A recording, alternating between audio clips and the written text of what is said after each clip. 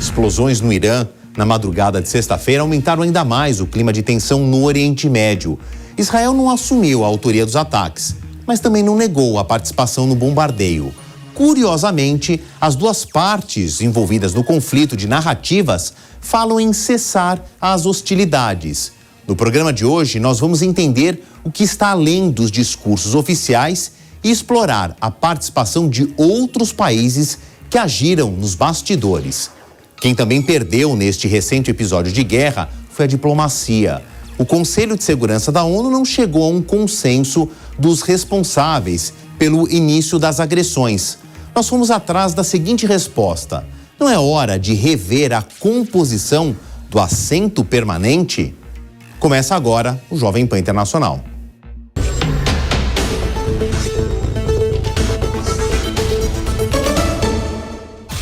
Ao longo da semana, o clima de conflito entre Israel e o Irã saiu do campo militar e ganhou a discussão política. A diplomacia não avançou, uma vez que o Conselho de Segurança rachado não chegou a um consenso sobre quem deveria advertir.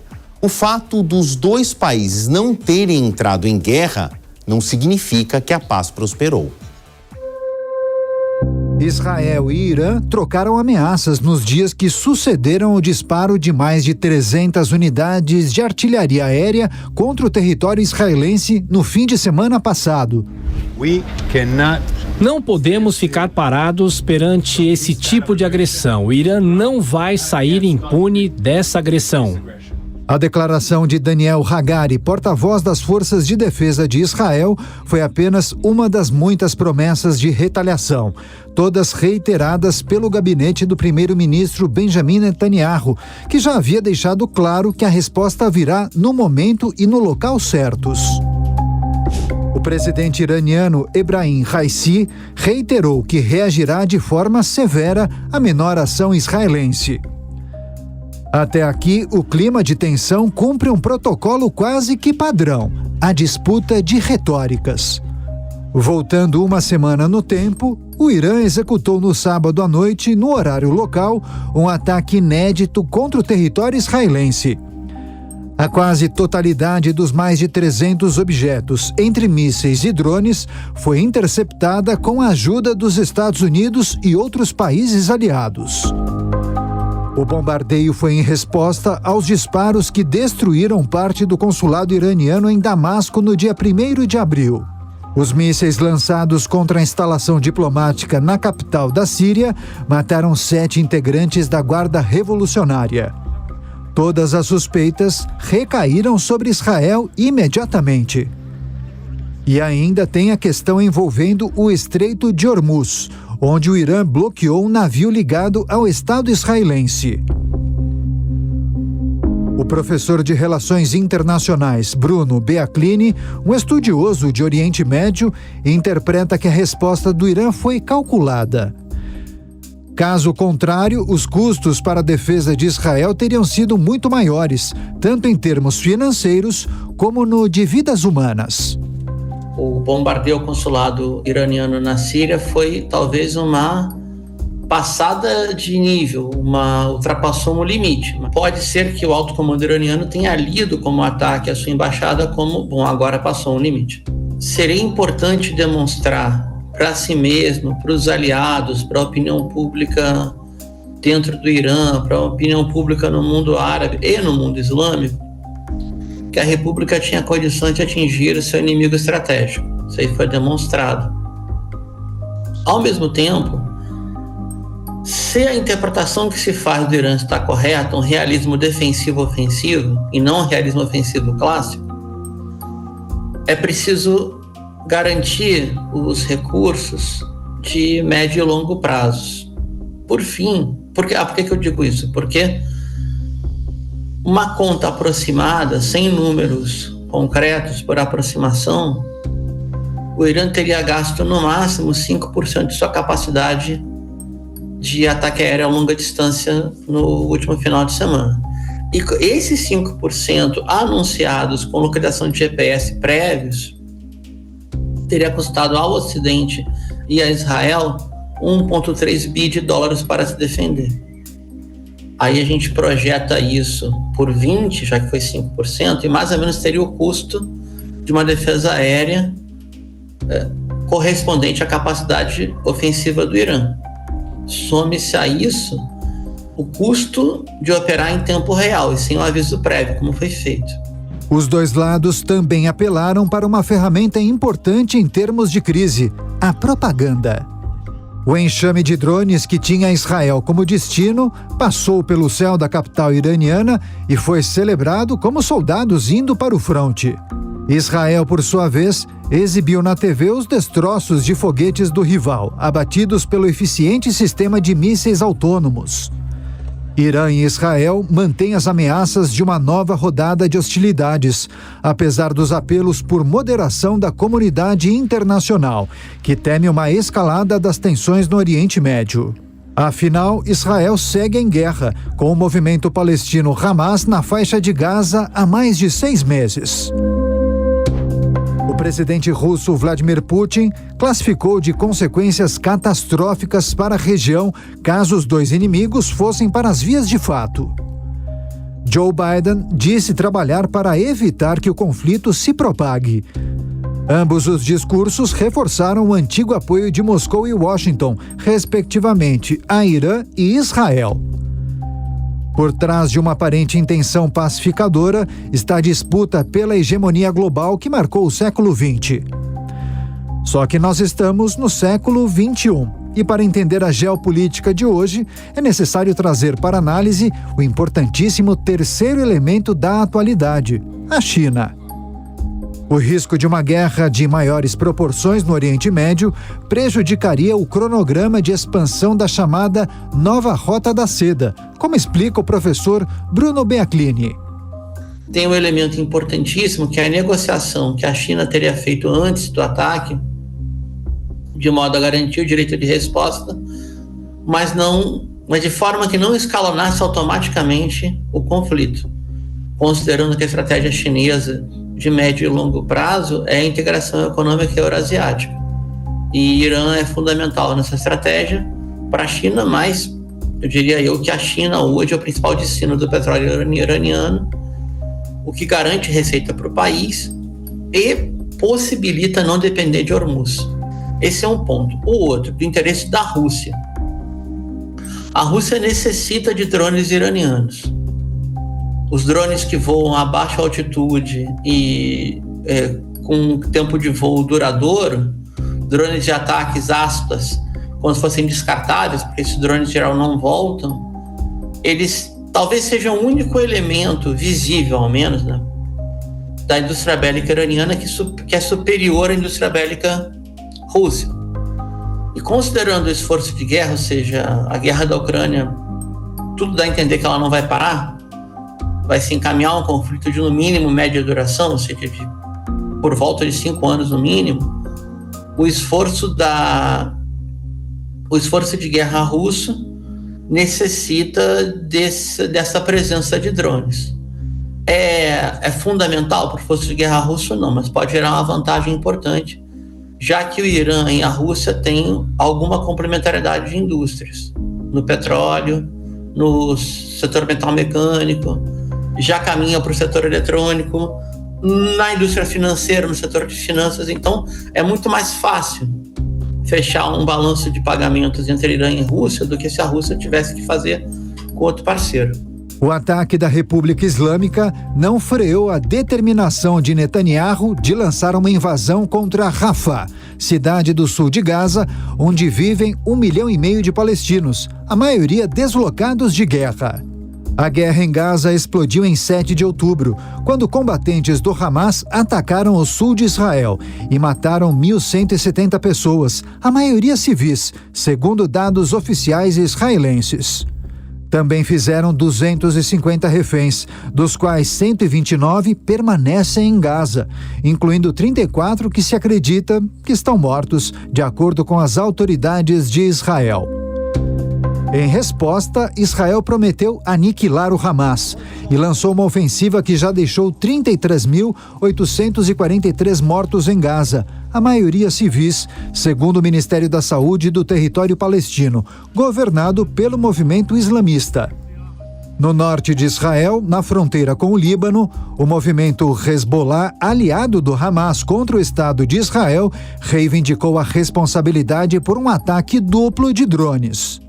O exército israelense também anunciou que matou um comandante pró-iraniano do Hezbollah em um bombardeio no sul do Líbano. O Hezbollah tem trocado tiros diariamente com Israel desde o início da guerra de Gaza. Um suposto engajamento do grupo na atual guerra contra o Hamas mudaria radicalmente o cenário do conflito. Olha, para quem está acompanhando a gente, seja pelas telas ou seja pelas ondas do rádio, eu quero avisar que este programa não é uma reprise. A gente continua num assunto que imaginávamos que tinha acabado, mas as últimas reviravoltas trouxeram, então, Irã, Israel e outros países do entorno de volta à nossa pauta. E eu trouxe de volta aos nossos estúdios o comandante Robson Farinazzo, do canal Arte da Guerra. Sempre que tem um conflito, a gente chama ele aqui para ajudar a gente a entender esse palco. Comandante, obrigado mais uma vez pela sua presença. Vou começar pelas últimas horas. Olhando aqui para o horário de Brasil, era final da noite de quinta-feira, madrugada de sexta, fomos surpreendidos com a informação de uma explosão em Isfahan, que está mais ao sul da capital Teherã, mais perto do Golfo Pérsico do que do Mar Cáspio. E aí, um jogo de narrativas, né? Israel não assume a explosão, mas também diz que não foi o país que não fez tal suposto ataque. Parece uma resposta ao que nós vimos no final de semana. Comandante, diante da sua experiência, olhando para esse terreno, evitaram que caíssem mísseis ou disparos na capital Teherã. Por que eles escolheram aqui? Foi mais um sinal de aviso, de poder de fogo de Israel? É mais um capítulo de uma queda de braço aqui? Provavelmente, Favale. O que a gente nota aí é que o Netanyahu ele não podia ficar sem dar uma resposta para os setores que fazem uma pressão maior sobre ele, né? Então eles escolheram um alvo aí, uma modalidade de ataque que até agora, até onde se sabe, né, não causou grandes danos. A gente ainda não consegue avaliar, o que está difícil avaliar, Favale, é até o que o Netanyahu conseguiu ganhar com esse ataque, né? Porque, assim, a gente não está vendo aí parece que não está havendo uma preocupação muito grande do Irã com relação a isso, e há críticas ao Netanyahu no gabinete em Israel. Quer dizer, então a gente pode olhar para outra página, né? A gente não sabe o que ele ganhou, mas a gente já consegue prever o que ele perdeu, né, comandante? Exatamente. Olha, nós estamos no meio névoa da guerra. Claro. Tá difícil saber. Olha, quando eu recebi as primeiras notícias, ontem, eu estava numa palestra, falei, vamos aguardar, né? E eu pensei que que a névoa da guerra ia se dissipar com o nascer do dia, mas a gente continua no escuro, a gente não sabe ainda efetivamente aonde que Israel quer chegar, qual será a reação do Irã. O que já se observa, algumas críticas ao Netanyahu dentro de Israel. Mas o que está acontecendo nesse resto de semana ainda é reflexo do que aconteceu no final de semana passado e no começo do mês. Vou fazer uma linha do tempo muito rápida. Israel invade o espaço aéreo da Síria, isso no começo do mês de abril, no dia 1º, e bombardeia, explode um prédio anexo da embaixada iraniana na Síria. Passado aí 2 semanas, um pouco mais, teve uma resposta que a gente acompanhou aqui minuto a minuto. Um enxame de drones que saíram do Irã em direção a Israel e que foram abatidos ao longo do caminho. Caíram alguns destroços, nada muito grave no território israelense. E também tem aqui um estresse nesse Estreito de Hormuz, porque o Irã ainda mantém preso um cargueiro que, segundo o Irã, tem relações com Israel, embora seja de bandeira portuguesa. Agora, o que chama a atenção sempre do público, comandante, e passa pela sua expertise, é o que a tecnologia da guerra envolvida nesses capítulos que nós estamos assistindo, né? Se fala muito desse novo elemento do século XXI nos palcos de conflitos armados, os drones. Foi um elemento importante? Tem sido?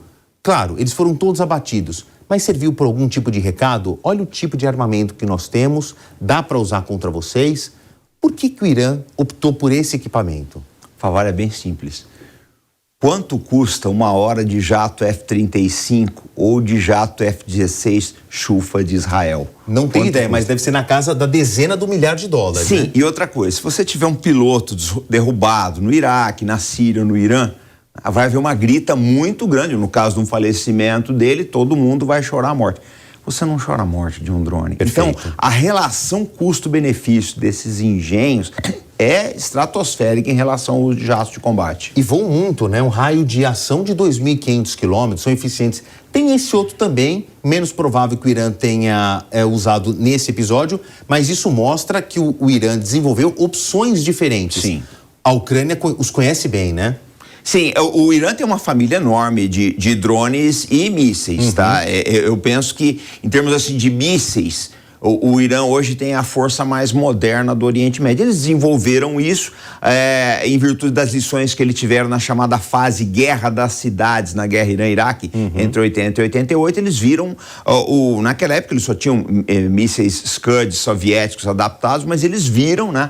Olha, isso aqui, há uma possibilidade aqui. Então, depois assimilando tecnologia chinesa e da Coreia do Norte, eles chegaram a essa família de engenhos aí que são altamente letais. Comandante, quem nos acompanhou esse final de semana passada, minuto a minuto a gente acompanhou então esse ataque do Irã contra Israel. A gente falou muito do domo de ferro, a cúpula de ferro, que é um impressionante sistema de defesa de Israel de mísseis terra-ar. Agora, 99% de eficiência nesse episódio do final de semana passado. Agora, como tudo, os equipamentos e as pessoas, ao longo de um processo, elas cansam. Pode ser que Israel sofra com um estresse desse equipamento, comandante? Já sofreu. A prova disso, primeiro, né, eles têm vários subsistemas. O Iron Dome é o mais famoso, mas tem o Davis Link também, né? Eles têm o Arrow. E também a colaboração das defesas aéreas americanas na região. Nós não podemos esquecer disso. Agora, a grande prova, Favalli, de que as coisas estão meio complicadas para Israel é que amanhã a Câmara dos Representantes dos Estados Unidos deve votar uma ajuda que nós não sabemos se vai também para a Ucrânia e Taiwan, mas que deve beneficiar Israel, uma ajuda econômica justamente para repor, né, as necessidades de defesa de Israel. Eu acredito que essa ajuda não seria votada amanhã, sábado, se não fosse esses incidentes aí, esse ataque do Irã no sábado passado. Também não sei o que vai acontecer, mas eu tenho certeza que o que acontecer, o comandante Robson Farinaso vai estar aqui com a gente. Comandante, para explicar isso, a gente tem que ir além do campo de batalha, além dos mapas. A gente tem que ir para o campo político. Vou pedir para o senhor ficar aí, porque eu vou discutir aqui com o público e a ONU no meio de tudo isso, né? O Conselho de Segurança é formado por 15 integrantes, 10 são rotativos. Os 5 permanentes são quem realmente manda na organização. China, Estados Unidos, França, Reino Unido e Rússia. Tem o chamado poder de veto, ou seja, esse grupo de países pode derrubar qualquer resolução. Este privilégio transforma determinadas reuniões em embates de forças, desprezando o interesse comum. Eu conversei com um pesquisador da USP para temas de política internacional, Pedro Costa Júnior, também sobre os motivos que levaram a essas últimas cúpulas dentro da ONU e, principalmente, a troca de agressões entre Irã e Israel. Vamos acompanhar. A escalada do conflito entre Irã e Israel, ela tem impactos diferentes na corrida presidencial nos Estados Unidos. Primeiro, para Biden, ela não é interessante. Ela não é interessante para Biden, nem para a sua administração democrata, nem para o seu corpo de política externa. Por quê? Porque Biden já está envolvido em diversos conflitos internacionais. Ao contrário de Trump, seu antecessor, e agora possível sucessor, o ex-presidente Trump, Biden foi muito ativo, é muito ativo nas questões militares internacionais. Trump teve uma política externa mais isolacionista, no sentido de que ele não se envolvia nos conflitos internacionais. Biden não. Biden ele se envolve, ele está diretamente envolvido no conflito de Israel com a Palestina, é o grande fornecedor de armas, o grande financiador dessa guerra, e está envolvido até o pescoço, o governo democrata, na guerra da Ucrânia. Na guerra da Ucrânia contra a Rússia. E são pacotes, digamos, infinitos para sustentar o exército de Zelensky. Então, há muita crítica a Biden nesse sentido, do lado, obviamente, dos republicanos, de Trump, por tratar o seguinte: o que Trump argumenta, e os conservadores, os republicanos no Congresso? Os problemas internos dos Estados Unidos são prioritários, são mais importantes do que o dinheiro. a enxurrada de dinheiro que está sendo despejada na Ucrânia, no Oriente Médio e em outros conflitos do mundo. É preciso resolver a migração, é preciso resolver a economia, é preciso resolver a questão da inflação, do emprego, é disso que se trata. Então, há uma crítica nesse sentido, muito forte. O Biden, ele perde aí em 2 pontos do seu eleitorado, além dessa crítica muito forte do Partido Republicano e de Trump especificamente, que diz o seguinte: como nós temos um presidente fraco, Israel é atacado pelo Irã, como nós vimos agora, ou contra-atacado. Se estivesse um presidente forte, como ele, Trump, isso jamais aconteceria. Foi a primeira declaração de Trump. Agora, qual que é a sensibilidade de Biden? Dentro do Partido Democrata e do governo, digamos, do eleitorado democrata, ele tem sofrido críticas no sentido dele. Primeiro, como vai ser uma eleição muito acirrada, provavelmente, ao que indicam as pesquisas, o eleitorado muçulmano nos Estados Unidos vota no Partido Democrata historicamente. E, ao atacar, de certa maneira, repreender, entrar numa guerra com o Irã, que é uma possibilidade aí no horizonte, que pode, levar os Estados Unidos junto com Israel, Biden perde o eleitorado. Não que eles vão votar nos republicanos, mas eles não vão votar. Ele perde o eleitorado democrata muçulmano. Isso pode ser decisivo. É uma eleição cabeça a cabeça. E, no segundo momento, o outro eleitorado que ele perde é dos jovens, ou dos democratas, digamos, mais engajados, os chamados jovens democratas, que são contra essas intervenções dos Estados Unidos militares. E, mais uma vez, o voto nos Estados Unidos não é obrigatório. Esse é o ponto crucial, não é obrigatório. Ele é um voto facultativo. Ele acontece numa terça-feira, durante um dia de trabalho, as pessoas têm que ir votar, ou no horário do almoço, acordar mais cedo, ou sair mais cedo do trabalho, enfim. Então, o que acontece agora, nesse momento que as pesquisas mostram, democratas, é que uma parte do eleitorado que vota no Partido Democrata e que vota em Biden não está disposta a ir votar no dia das eleições. Isso daria a vitória no colo de Trump. O Conselho de Segurança das Nações Unidas está completamente obsoleto. Ele representa uma realidade que não existe mais, é uma realidade de 80 anos atrás, do pós-Segunda Guerra Mundial. De lá para cá, evidentemente, o mundo mudou, mas o Conselho de Segurança não. Ele continua o mesmo, continua imutável. E urge uma reforma no Conselho de Segurança, no sentido de aumentar tanto a sua eficácia como a sua legitimidade. O veto é um problema, porque o veto confere um congelamento ao Conselho de Segurança que não lhe permite uma eficácia.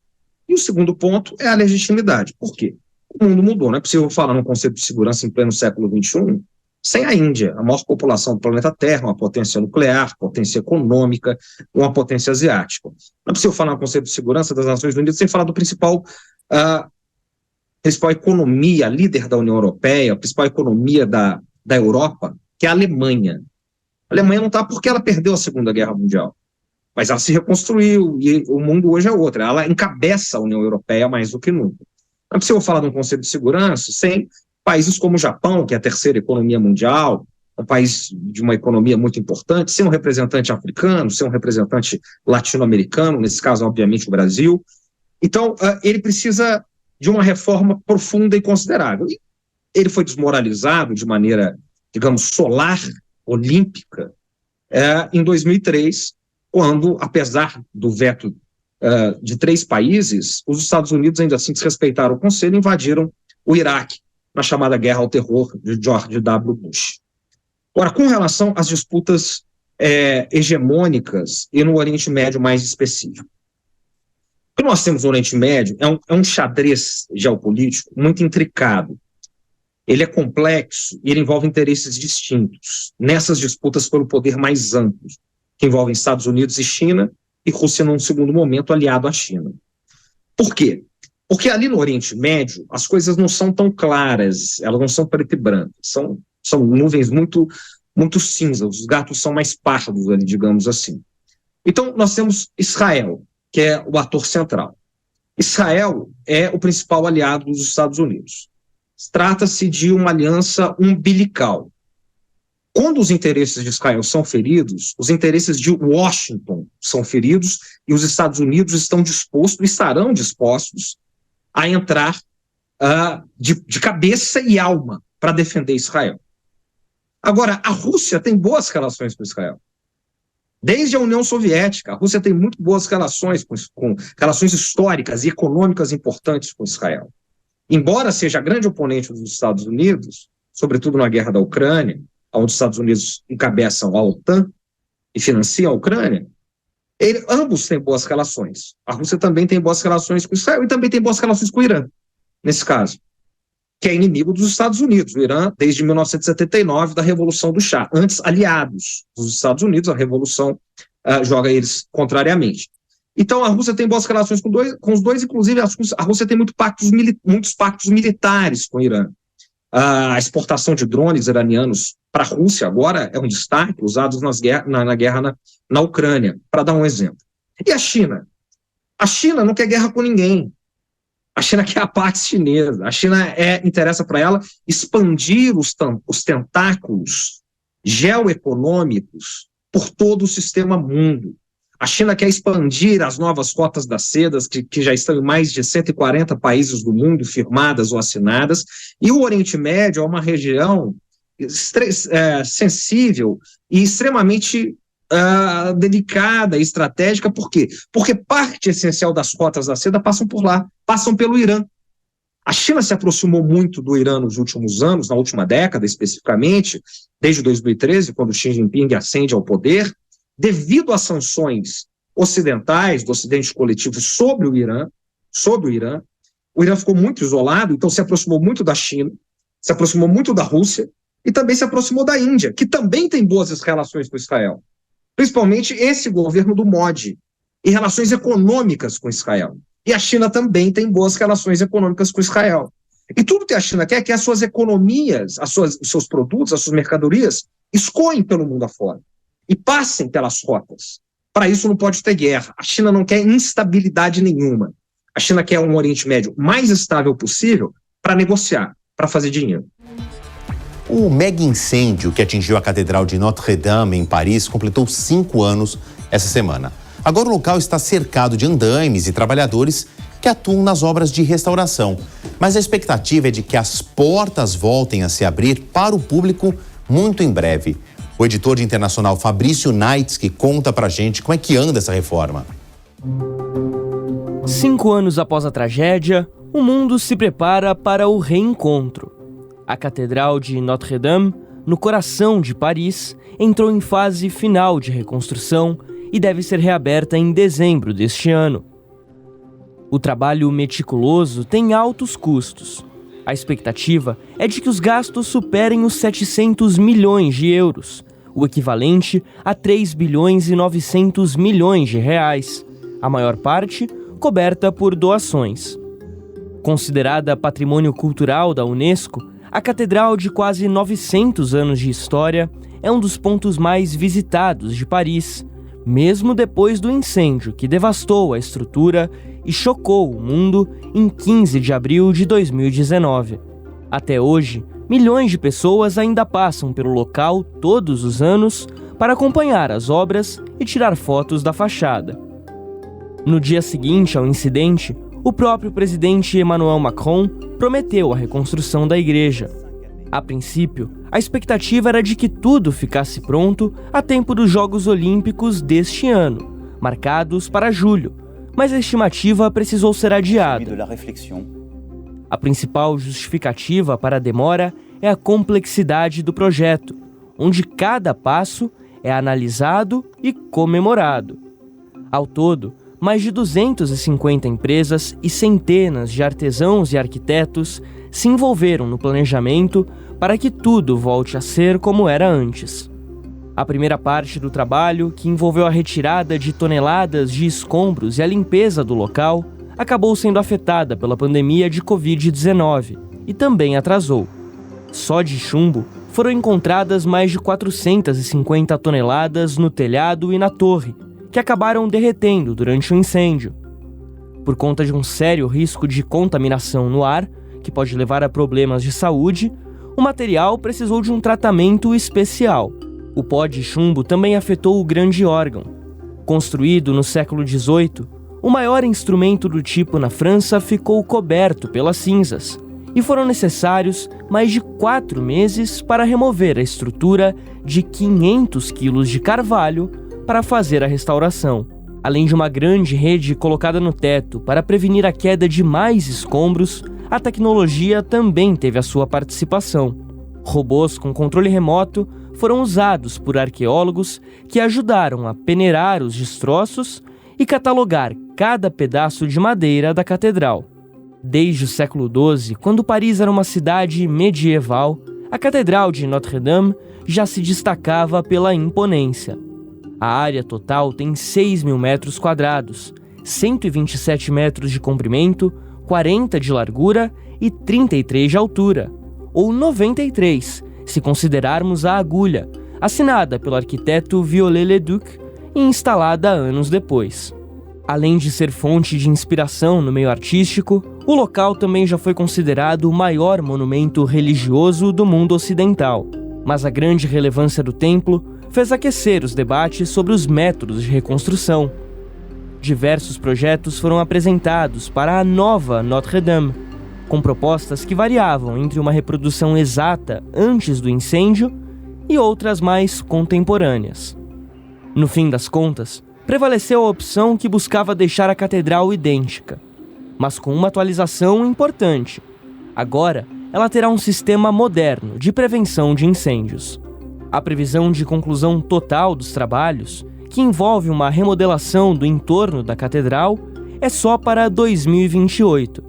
E a expectativa é de que o local passe a receber até 14 milhões de visitantes por ano.